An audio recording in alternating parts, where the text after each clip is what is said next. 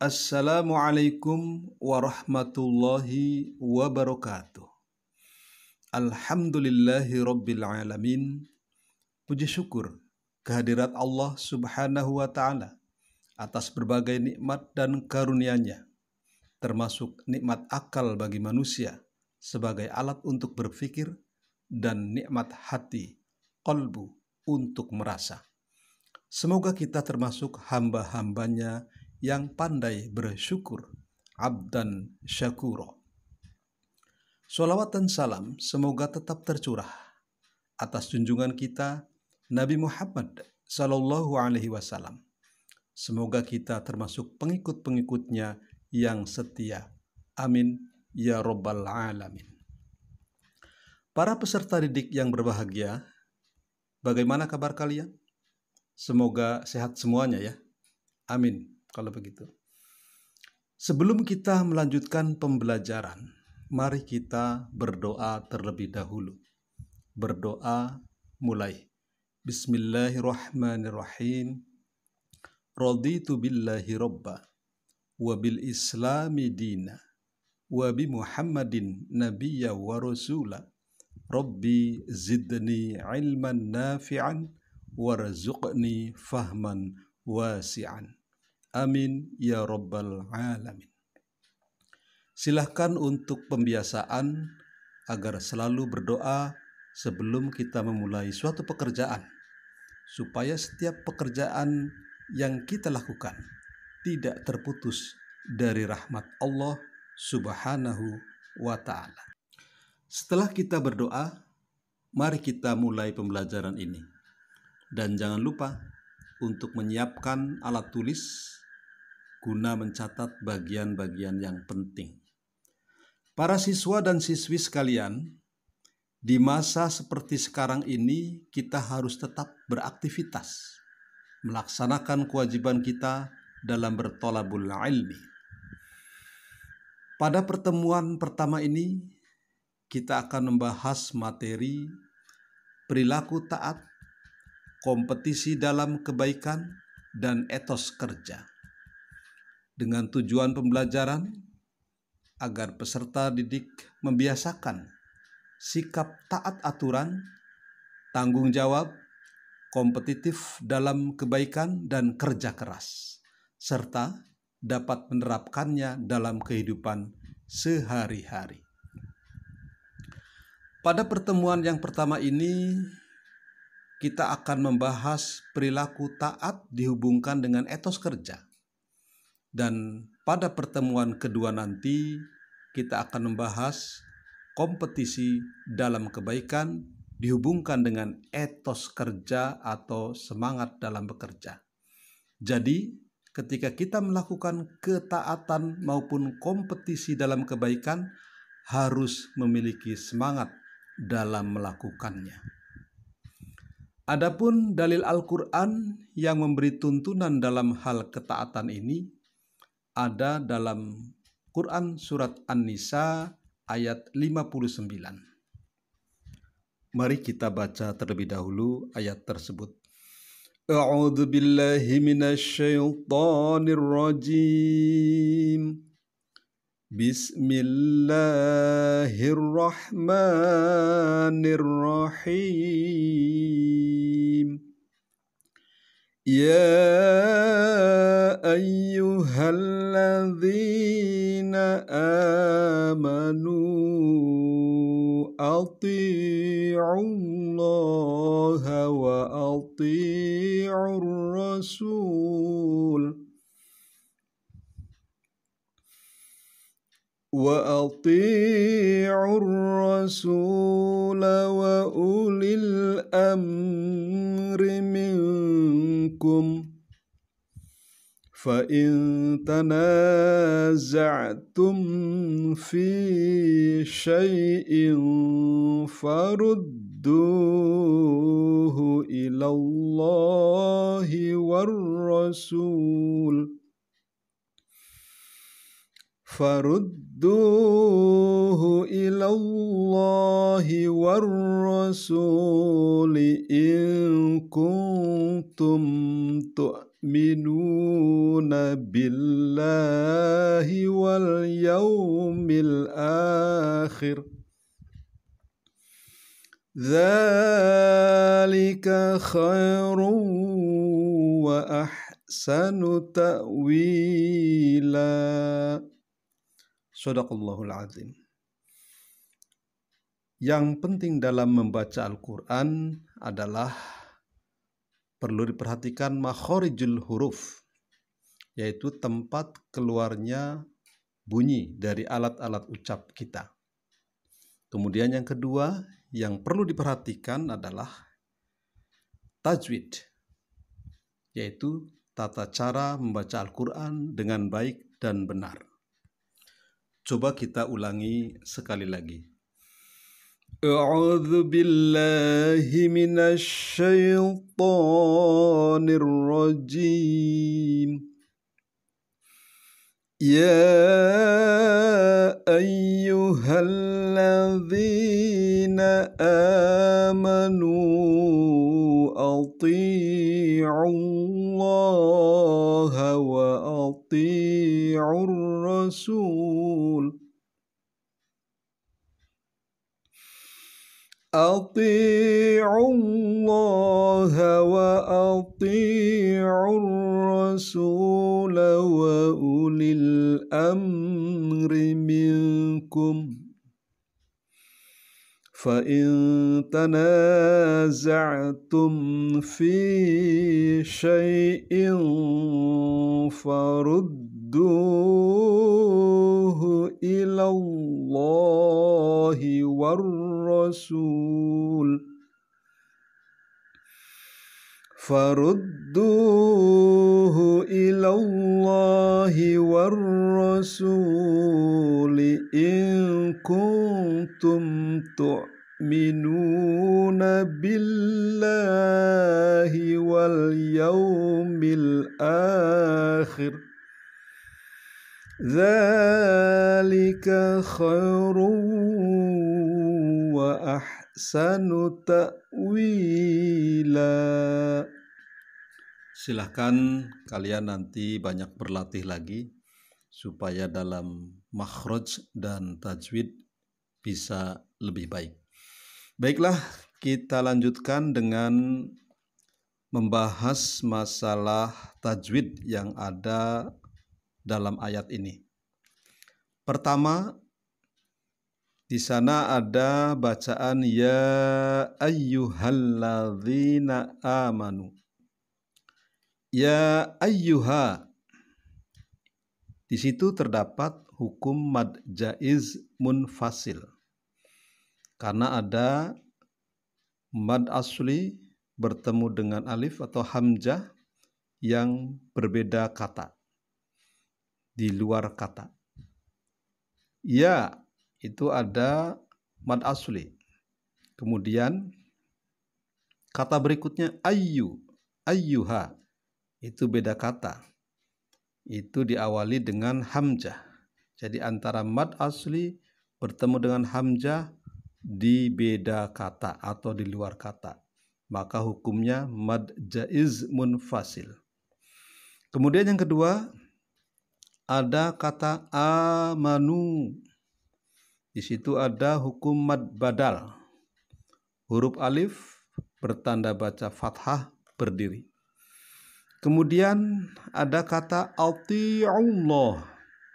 Ati'ullah. Ada hukum tafhim di situ. Lafal jalalah didahului tanda baca dhamma. Ada kata wa ulil amri. Wa ulil amri. Ada hukum bacaan alif lam qomariyah. Ya. Dalam kata al-amri itu ada alif lam diikuti dengan alif hamzah. Jadi alnya dibaca jelas. Ulil amri. Alif lam qomariyah. Kemudian ada kata fa'in tanaza'tum. Fa'in nun mati atau nun sukun bertemu dengan huruf ikhfa yaitu ta. Maka nun matinya dibaca mendengung. Fa'in tanaza'tum. Ada hukum ikhfa di sana. Sekarang mari kita lihat terjemahannya. Wahai orang-orang yang beriman, taatilah Allah dan taatilah Rasul Muhammad SAW dan ulil amri, pemegang kekuasaan di antara kamu. Kemudian jika kamu berbeda pendapat tentang sesuatu, maka kembalikanlah kepada Allah dan Rasul-Nya, yaitu kembali kepada Al-Quran dan Sunnah-Nya, jika kamu beriman kepada Allah dan hari kemudian. Yang demikian itu lebih utama bagimu dan lebih baik akibatnya. Quran Surat An-Nisa ayat 59. Para siswa dan siswi sekalian, mari kita sekarang membahas isi daripada materi ini. Taat kepada aturan. Kata taat memiliki arti tunduk, setia, atau tidak berlaku curang. Kata aturan berarti tindakan atau perbuatan yang harus dijalankan. Taat pada aturan mengandung pengertian, sikap yang tunduk kepada tindakan atau perbuatan yang telah dibuat, baik dibuat atau ditentukan oleh Allah Subhanahu wa Ta'ala, oleh Nabi Muhammad SAW, oleh para pemimpin, atau yang lainnya. Tentunya, aturan-aturan itu dibuat agar terjadi ketertiban dan ketentraman. Semakin taat terhadap aturan-aturan itu, maka kita akan semakin merasakan ketertiban dan ketentraman.